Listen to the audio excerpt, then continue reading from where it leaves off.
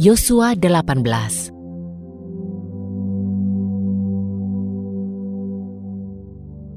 Seluruh umat Bani Israel dikumpulkan di Silo, dan mereka mendirikan kemah pertemuan di sana.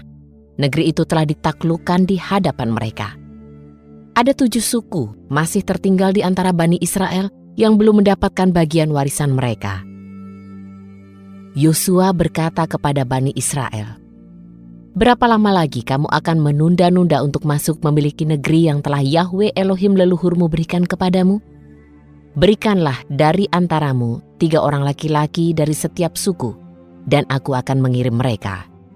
Lalu mereka akan naik dan turun menjelajahi negeri itu dan menuliskannya menurut warisan mereka, dan biarlah mereka kembali kepadaku. Mereka harus membaginya menjadi 7 bagian. Suku Yehuda akan tinggal di dalam perbatasan mereka di selatan, dan keturunan Yusuf akan tinggal di dalam perbatasan mereka di utara. Kamu harus menuliskan negeri itu dalam 7 bagian, dan harus membawanya ke sini, kepadaku.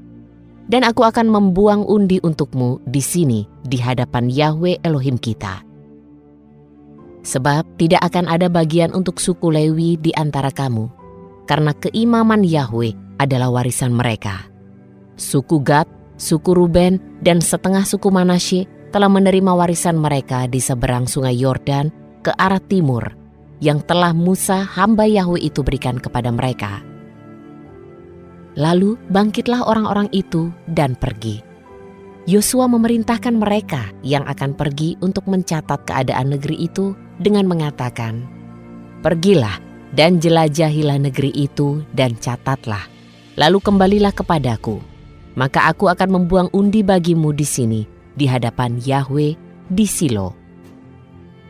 Maka pergilah orang-orang itu menjelajahi negeri itu dan mencatatnya menurut kota-kotanya dalam 7 bagian di dalam sebuah buku. Mereka datang kepada Yosua ke tempat perkemahan di Silo. Lalu Yosua membuang undi bagi mereka di Silo di hadapan Yahwe, dan Yosua membagikan secara adil negeri itu kepada Bani Israel di sana menurut pembagian mereka. Keluarlah undian bagi keturunan suku Benyamin menurut kaum-kaum mereka. Batas dari bagian mereka mencakup antara daerah keturunan Yehuda dan keturunan Yusuf. Perbatasan mereka adalah di sisi utara dari sungai Yordan, dan perbatasan itu naik ke sisi Yeriko di sebelah utara, lalu naik melewati perbukitan ke arah barat, dan garis batas itu berada di padang belantara Bet Awen. Perbatasan itu naik dari sana menuju Luz. Ke sisi dari Luz itulah Betel ke arah selatan.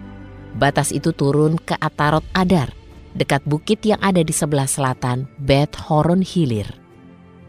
Batas itu ditarik dan memutar ke arah pantai laut di sebelah selatan dari bukit yang terletak di hadapan Bet Horon di sebelah selatan. Garis batas ini ada di kota Kiryat Baal, yakni Kiryat Yearim, sebuah kota suku Yehuda. Itulah sisi barat. Sisi selatan adalah mulai dari ujung Kiryat Yearim, dan batas itu sampai ke arah barat, terus menuju ke mata air Neftoah. Turun ke ujung pegunungan yang berada di depan lembah Ben Hinom, yang terletak di lembah Refaim ke arah utara. Turun ke lembah Hinom ke sisi Yebus di sebelah selatan, dan turun ke En-Rogel.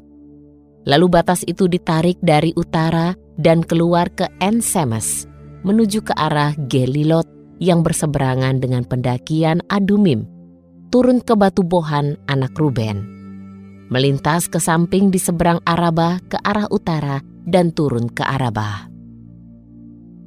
Batas itu melintas ke samping Bet Hoglah ke arah utara, dan garis batas itu berakhir di teluk utara Laut Asin, ke paling ujung selatan sungai Yordan. Itulah batas selatan. Sungai Yordan membatasinya pada sisi timur. Itulah warisan bagi suku Benyamin, menurut batas-batas sekelilingnya, menurut kaum-kaum mereka.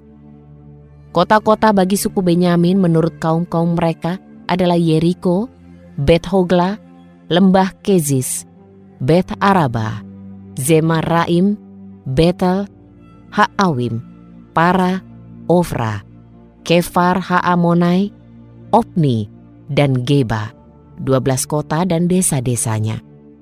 Gibeon, Rama, Beerot, Mispa, Kefira, Moza, Rekem, Yirpel, Tarala, Zela, Elef, Yebus yaitu Yerusalem, Gibeat dan Kiriat, 14 kota dan desa-desanya.